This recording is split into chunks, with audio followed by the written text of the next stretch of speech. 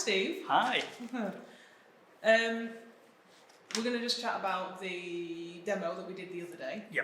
And DPA have released some new mics. Yes. So, what are the mics that have come out and why are they so good?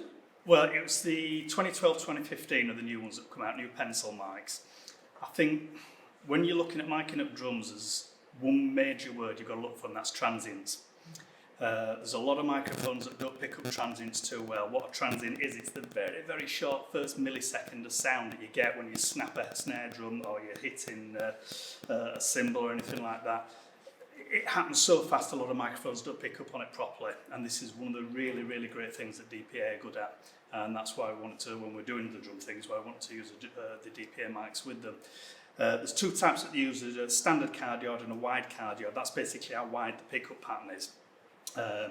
The wide cardioid works really, really well on overheads, because what we've got to do is view a drum kit as an entire instrument and not individual drums. We don't want to just pick up a tom or just a snare drum, because they're individual components. We want to view the instrument as, the drum kit as a whole instrument. So the wide cardioids work much, much better for that. If you've got a great sounding room as well, they'll actually pick up a little bit of the room, which is good. Going on from there, they've got a new actual drum kit pack that's come out, which includes those. So which ones, is it the 2015s? 2015 is the wide one, yeah. Yeah, and you can get those as a stereo pair. Yes, you can, yeah. So what would you use the 2015s for example? I'd use those for overheads. I would use them possibly for room mics in certain circumstances as well. Again, you've got to look at whether you're doing this in live or in a studio environment. My background's probably a little bit more studio oriented than it is live, to be honest. Yeah, I think you've got to be careful with overheads as well, because if you're on a big stage, great, overheads work excellent.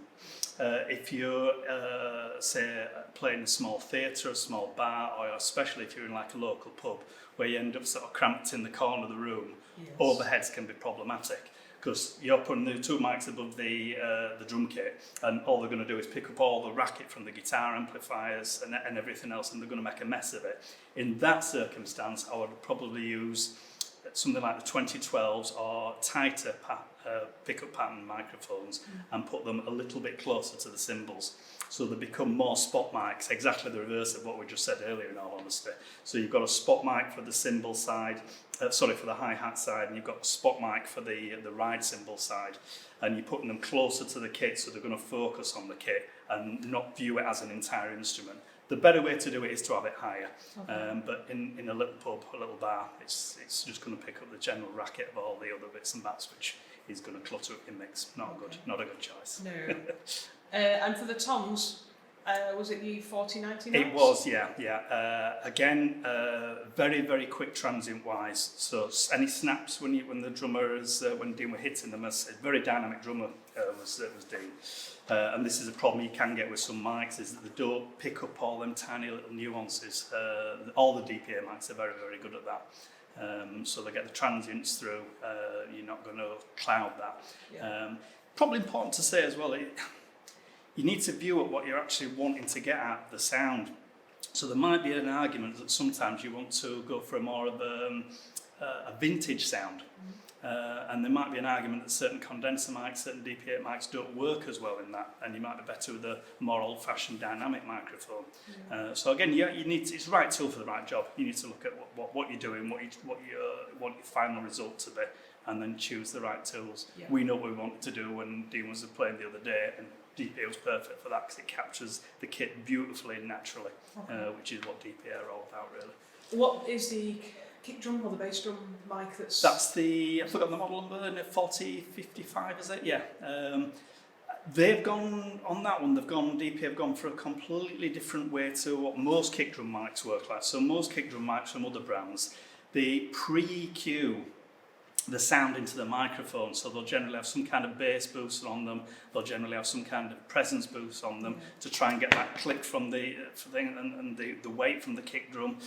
The problem with that is you don't know how the drummer's tuning this kit. We already said earlier, didn't we? We were talking about it, Dean tuned his bass drum quite high, so if that lower peak in the low end isn't where the drummer's bass drum is tuned to, that mic's not going to work, and even though it's a specific bass drum mic, it could end up sounding quite lousy.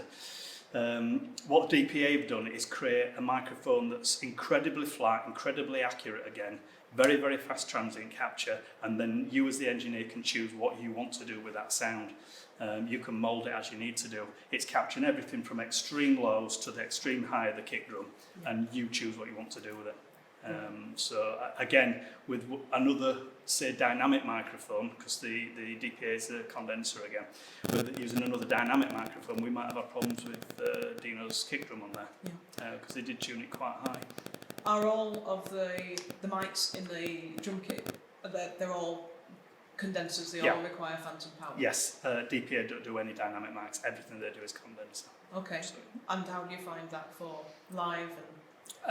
Again, right tool for the right job. It's possibly something you wouldn't go down if you was in the studio and you wanted to create like a 1970s Fleetwood Mac kind of drum sound.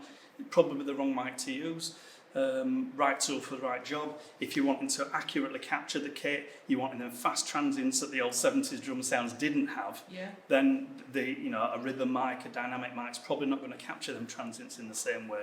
So if you're wanting a clean, snappy snare, you wanting a real great picture from the overheads, DPA all the way.